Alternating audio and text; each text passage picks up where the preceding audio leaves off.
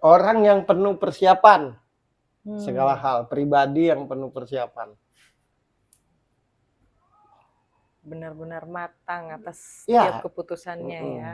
Pekerja keras.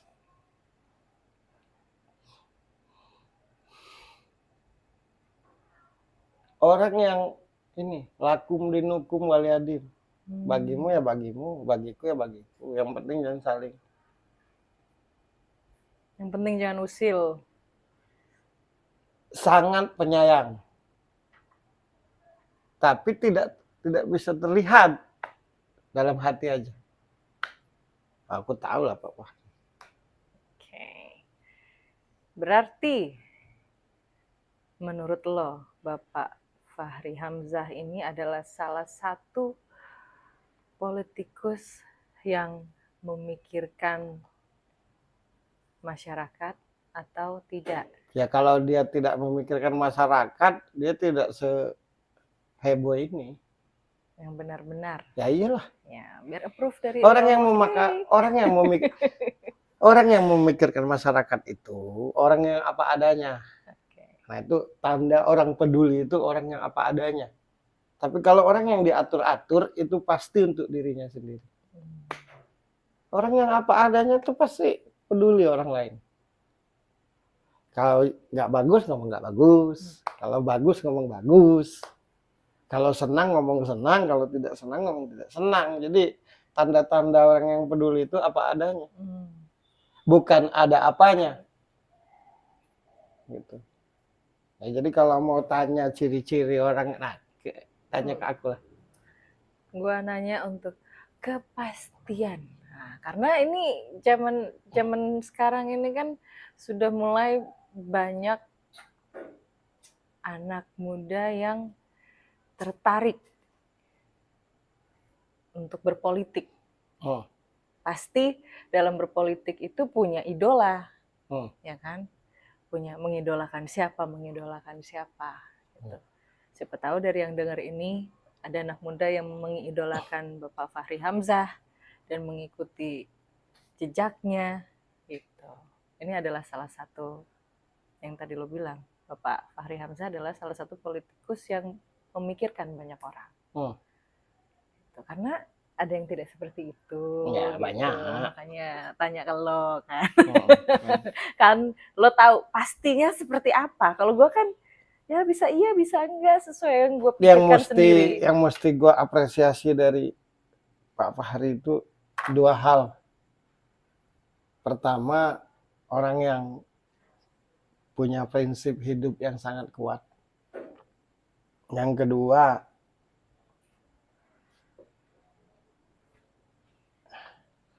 dari setiap yang dia putuskan tuh loyal dan total.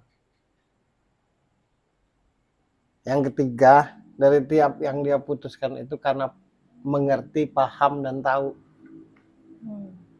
Nah itu yang mesti dicontoh. Jadi kalau aku bertemu Pak Fachri,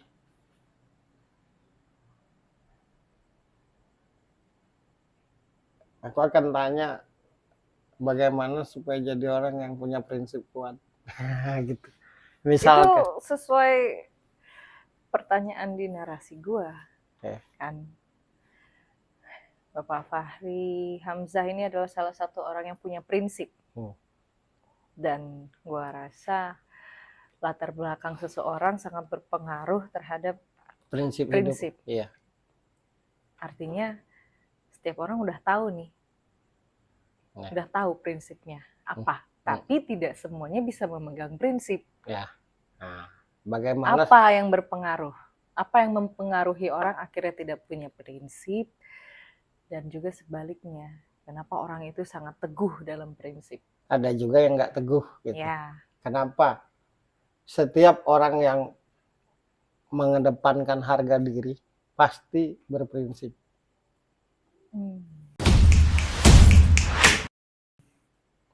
Harga diri itu apa? Kompeten dalam segala dalam apa yang dia jalanin itu harga diri. Profesional dalam apa yang dia kerjakan itu harga diri. Berproses dalam mendapatkan sesuatu itu harga diri. Berjuang dalam mendapatkan sesuatu itu harga diri. Bertanggung jawab itu harga diri. Mengerti dan paham itu harga diri. Artinya ketika pun sampai kepada cita-citanya tuh pantas. Nah, hal yang didapatkan tidak dengan harga bukan diri. Hal yang didapatkan dan membuat kita pantas untuk mendapatkan itu karena punya harga diri. Oke. Tapi kalau orang mendapatkan sesuatu dan kita melihatnya itu tidak pantas rasanya, itu pasti didapatkan dengan tanpa harga diri. Berarti apapun pekerjaannya, ya. Karena tidak ada pekerjaan yang tidak baik, apapun itu, kalau didapatkan dengan harga diri. Ya. Nah, harga diri itu sekali lagi, profesional itu harga diri, bertanggung jawab itu harga diri, mengerti itu harga diri.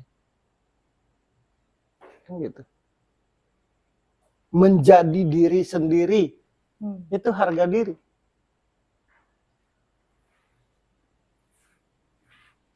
Tapi kalau tidak profesional, tidak bertanggung jawab, tidak ngerti, tidak paham, tapi tahu-tahu untung.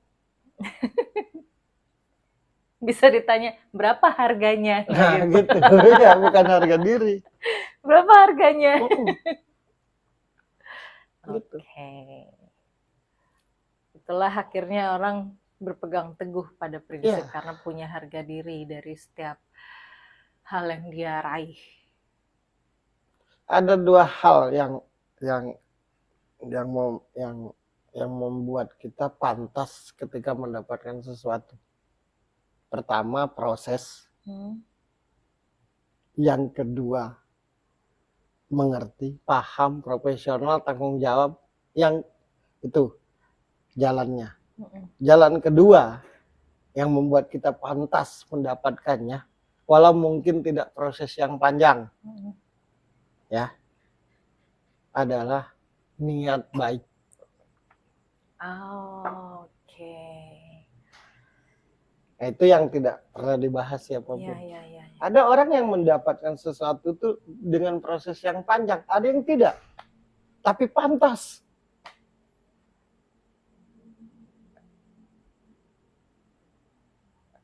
Kan tidak semua orang punya niat baik. Kadang-kadang karena perjalanannya menjadikan dia berniat baik. Ada orang yang tanpa perjalanan panjang dan proses yang panjang sudah punya niat baik. Dan itu hak kuasa Tuhan merubahkan itu. Jadi jangan salah, ada banyak orang, lo masih muda, manalah ngerti. Tua pun kalau niat jahat.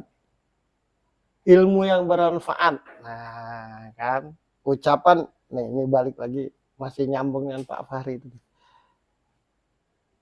Ucapan yang bagaimana sih supaya ucapan itu jadi manfaat? Oke. Karena gini, orang bisa mengucapkan kalimat yang sama. 10 orang bisa mengucapkan kalimat yang sama. Tapi tidak semuanya nempel dan dimengerti ketika mengucapkan hal yang sama. Apa penyebabnya? Niatnya. Kalau orang itu baik, apapun yang ada di dirinya bermanfaat.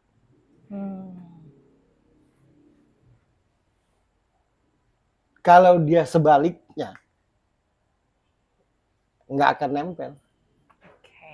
Jadi ilmu yang bermanfaat itu ilmu yang seperti apa? Ilmu yang dimiliki oleh orang baik.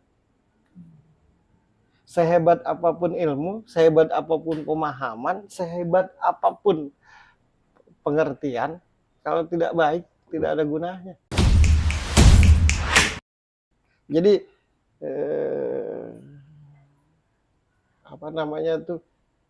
harta yang paling mahal tuh kebaikan. Bodoh sekalipun, kalau baik pasti bermanfaat buat orang. Cerdas sekalipun, kalau jahat pasti nyusahin orang. Gitu. Dan bagaimana tanda-tanda orang baik dan jahat? nyaman atau tidak hati kita ketika di sampingnya. Belum ngomong loh, baru di sampingnya. Karena rasa nyaman dan rasa tidak nyaman itu tidak bisa dibohongi. Gitu. Jadi walaupun lo cerdas, walaupun lo sangat cerdas, sangat kaya raya, kalau lo tidak baik pasti nyusahin orang. Bodoh sekalipun kalau baik pasti berguna buat orang. Jadi jadilah manusia baik. Pasti apapun tentang dirimu itu berguna buat orang. Baik yang benar. Baik karena ada maunya, tidak apa-apa, tapi profesional. Dan ngerti, apa adanya, paham dan apa adanya. Syukur-syukur baik di ruang lingkup tulus.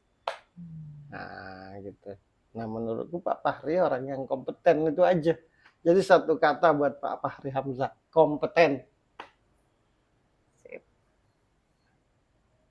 Kompeten, sudahlah berprinsip, kompeten lagi.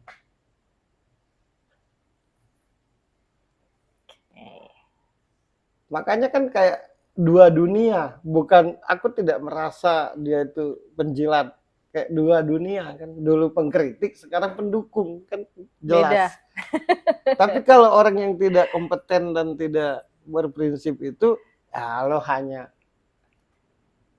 ya wajar lah kalau tadinya ibaratnya aku jadi A, ujungnya memutuskan B, itu kan tidaklah salah, asal kompeten. Jadi itu aja buat Pak Fahri. Sekali lagi, kalau aku, apa yang terucap di mulutku atau yang terpikir kalau melihat Pak Fahri itu pribadi yang berprinsip dan kompeten. Sukses selalu buat Pak Fahri. Amin. Dimanapun berada, dilindungi Tuhan, selalu diberi kesehatan, dipanjangkan umurnya untuk tetap bermanfaat dengan orang sekitarnya.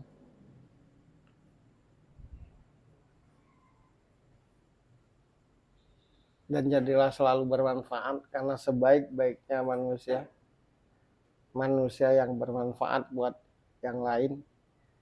Dan salah satu syarat untuk jadi bermanfaat, jadilah manusia yang baik. Dengan benar-benar. Yang satu lagi, mumpung ingat, Pak Fahri Hamzah bukan pribadi penjilat.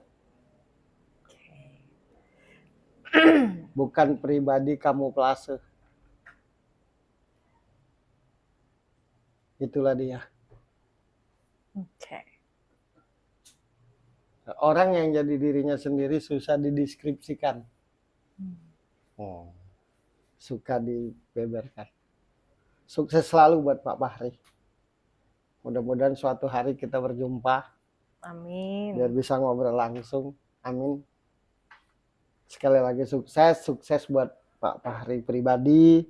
Sukses buat partainya. Amin. Menjadi partai yang ikut menjalankan roda pemerintahan kelak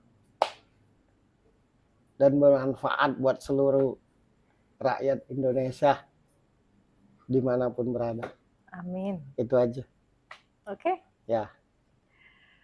Suka atau tidak, setuju atau tidak, mengerti atau tidak, semua tergantung sudut pandang.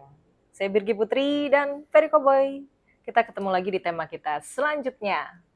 Bye.